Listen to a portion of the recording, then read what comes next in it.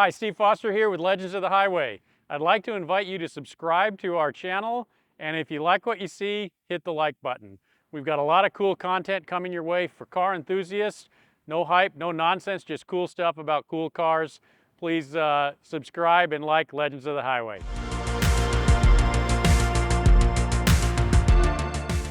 Hey, Steve Foster here with Legends of the Highway. Today we're standing next to the 1968 Ford GT40. Chassis number 1075.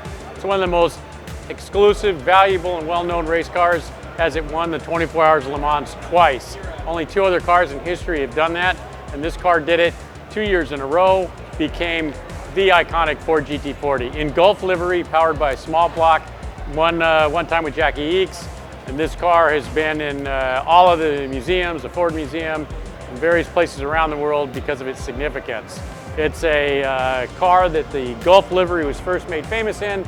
Later 917 Porsches and Mirages also had the iconic blue and orange livery, but this was the first car to actually make it famous. This car, I just found out, was insured for $100 million, which would make it one of the world's most valuable cars, as well as one of the most famous race cars in existence.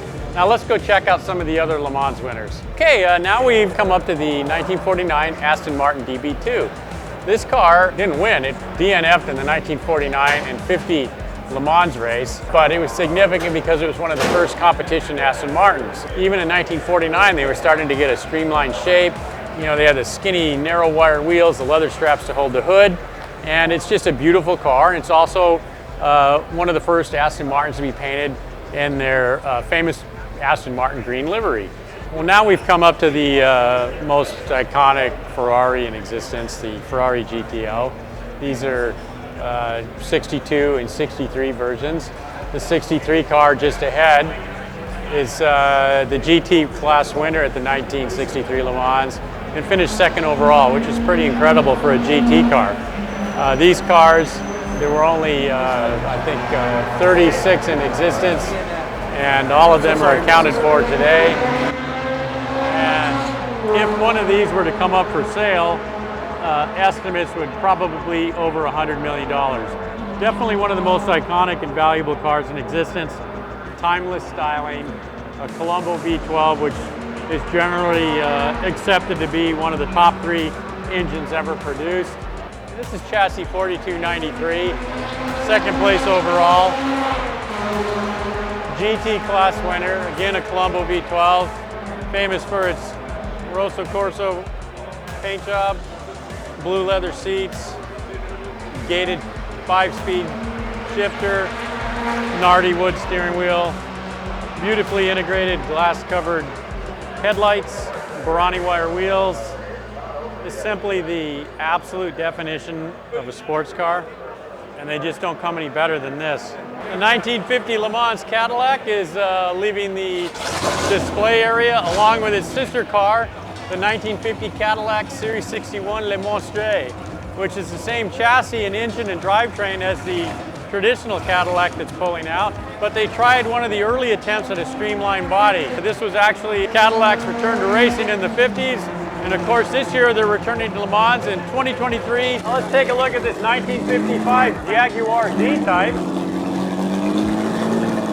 This car won the 1955 24 Hours of Le Mans, one of the most famous Jaguars in existence.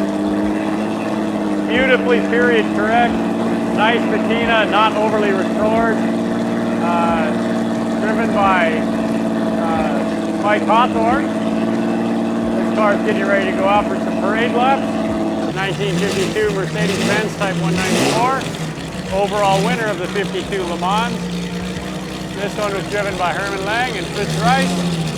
Check out the flat upholstery, wood removable steering wheel, gold wing doors, and of course it's painted in traditional German racing colors of silver. Has the knockoff wheels. Check out this innovative race car, the 1967 Chaparral 2F, produced by Chaparral Cars and Jim Hall, famous for a Chevrolet engineer with a special backdoor access at the GM Skunk Works. They came out with many innovative devices on the Chaparral cars over the years. This one was the first to employ a driver-operated wing. So when you push down on the accelerator on a long straightaway, the wing would level out and give you an opportunity to have a higher top speed. When you release the gas pedal, the wing would tip down and create downforce. Unfortunately, in the 67 Le Mans, this one was a DNF at the 18-hour mark, I believe, with transmission issues. But while it was running, it was a contender for the overall victory for certain. Let's take a look at this 1965 ISO Bizarrini A3C Corsa, powered by a 327 Chevrolet, knockoff wheels. It ran at the Le Mans as well, where in 1965, it was 9th overall and first in class. This car was produced by Bizarrini, of course. They shared many of the same designers as Ferrari employed over the years. Bizarrini himself drove this to Le Mans, and the car also competed at Nürburgring Reims that week, but never quite eclipsed the results that it had at the 24 hours of Le Mans. It had 190 mile-an-hour top speed, and only was running a 4-speed GM-produced transmission as well. Pretty amazing stuff with a Corvette drivetrain. It contested Le Mans and was a preview of when the Corvettes actually began to come to Le Mans again with their success. We've got the 1999 Pano. The Pano was the last front-engine car to compete at Le Mans for the overall win. It did relatively well, but the cars that it was up against, the all-conquering Audis and so forth, were mid-engine designs and had the full factory backing with a much bigger budget than Don Pano was able to put into his own personal vehicles. As I said, this was the last front-engine vehicle to compete at Le Mans for an overall victory. Powered by a 6-liter Ford V8 with a chassis built at the Pano race shop. These were very unusual vehicles and did very well considering the limitations in a front-engine design, even though it's what's called a mid-front engine design because the motor was placed so far back. Now we're at the all-conquering 2005 Audi R8 LMP1. This particular Audi won the 2005 24 Hours of Le Mans, and Audi won the 24 Hours a number of years, first overall, and it was just basically a dominating car. They won in 2000, 2001, 2002, 2004, and 2005. Pretty incredible. Full factory backing, some of the best drivers. Full factory backed car, Audi Sport North America. These cars won the race a number of years. Some of the best drivers at Le Mans, McNish, Ortelli, Pascatori, Piero, Werner, all of these guys brought great results. Multiple overall victories for Le Mans, for Audi at the 24 Hours of Le Mans. Just an iconic, very, very successful Le Mans race car. We can't have a feature on former Le Mans winners without including the 1967 Ford GT40. Driven by two of America's greatest race drivers, A.J. Foyt and Dan Gurney, this car won the 1967 24 Hours of Le Mans. After Ford's first success in 1966, as was shown in the movie Ford versus Ferrari, Ford returned to Le Mans in 1967 with an absolute steamroller of an effort. Multiple cars, the world's best drivers, incredibly funded. There was little doubt that Ford was going to win the 67 Le Mans. The only doubt was which car was going to do it. And as it turned out, the mighty GT40 in this depiction here with a big block power, driven by two of the world's greatest drivers, referred to as the Mark II, this got the job done. One of the most famous American race cars and one of the last to win Le Mans 24 Hours overall before the Porsche Steamroller. So here it is, the absolutely incredible Porsche 917K. This is a 69 edition, and while it was beaten by the Ford GT40 in 1969, it returned in 1970 and gave Porsche its first overall victory at the 24 Hours of Le Mans. Porsche retained the Gulf livery, made famous by the Ford GT40s, and then the Porsche, when it acquired it, also became an overall winner and was, of course, very well known from the Steve McQueen movie, Le Mans. Just an absolutely stunning vehicle, very successful in racing, a number of different versions, short tails, long tails, spiders, Can-Am versions, turbocharged, 12-cylinder, even some experimental versions with a 16-cylinder. But this is, no story on Le Mans would be complete without the Porsche 917.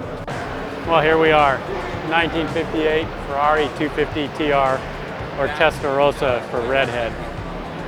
Stunning vehicle, powered by a 3-liter V12, top speed of approximately 170 miles an hour, This particular chassis number 0754 was a DNF at Le Mans in 1958, but nevertheless was a contender for the overall victory. Just classic Ferrari awesomeness. Stunning engine, beautiful body. There's not a bad angle on this car. Also referred to as a pontoon fender. If you look at the shape of the fenders, you'll see why. Underneath the pontoon fenders, the exhaust comes out, exits in a wonderful quartet out behind the back. Let's wrap up our look at Le Mans winners and contenders over the years with this 2017 Ford GT. Ford reimagined the Ford GT40 with this Ford GT. It competed in the LM GT category. This was actually the test vehicle, and it's been painted red, white, and blue livery to replicate the actual Ford GT that won the GT class at Le Mans. So as you can see, we've seen cars from the 50s, late 40s, 60s, some former winners, some of the world's most valuable race cars and cars in general, the Ferrari GTO, Testa Rossa, the Aston Martin, the Porsche 917, the Chaparral, the Ford GT40 Mark II. So I hope you've enjoyed this tribute to Le Mans winners and competitors, and we'll see you again on another episode of Legends of the Highway. Hey, thanks for watching this episode of Legends of the Highway. If you liked what you saw, I'd like to remind you and encourage you to hit the subscribe button, and please hit the like button too if you enjoy this episode and others. We'll keep more cool content coming with a variety of exotics, home builds, race cars, anything you can think of for the enthusiasts. Thanks, and we'll see you at the next one.